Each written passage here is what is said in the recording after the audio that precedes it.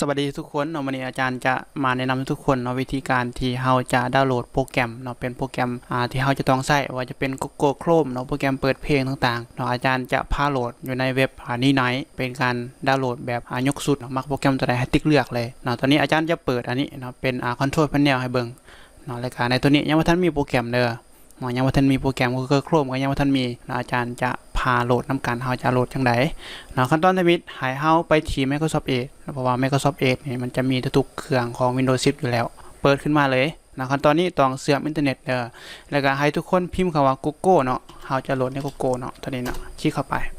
แล้วก็เลือกเว็บตัวทมิตเนาะเป็นเว็บ Google เนาะให้ทุกคนสังเกตเนาะเว็บ Google เนาะมันจะลงท้ายด้วยคำว่า www.google.com แล้วเฮาจะเห็นเว็บ Google เนาะคลิกเข้าไปเลยเว็บ Google นี้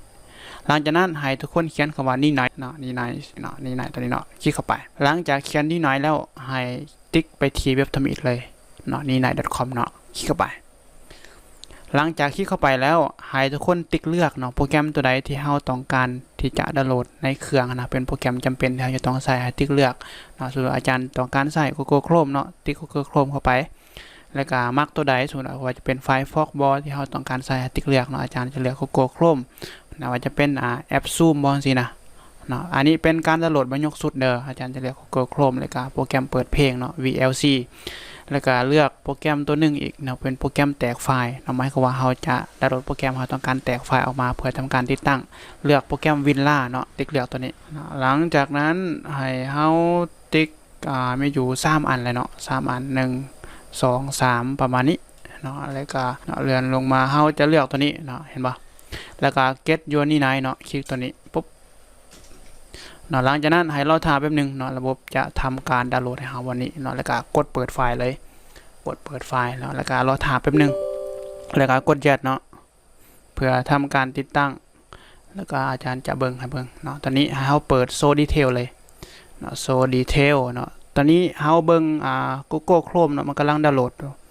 แล้วก็กับไฟล์ Winla เนาะกำลังรอที่จะติดตั้งรอท่าแป๊บนึงเนาะตอนนี้เนาะเฮาสังเกตเบิ่งว่าGoogle Chrome เนาะแล้วก็ไฟล์ Winla VLC เนาะเป็นโปรแกรมเปิดเพลงนี้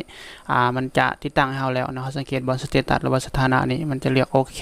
เนาะยังแต่ VLC ตัวนี้มันกำลัง install อยู่เราสังเกตเบิ่งอยู่ที่หน้าจอนี่นะมันกำลังดาวน์โหลดให้เฮา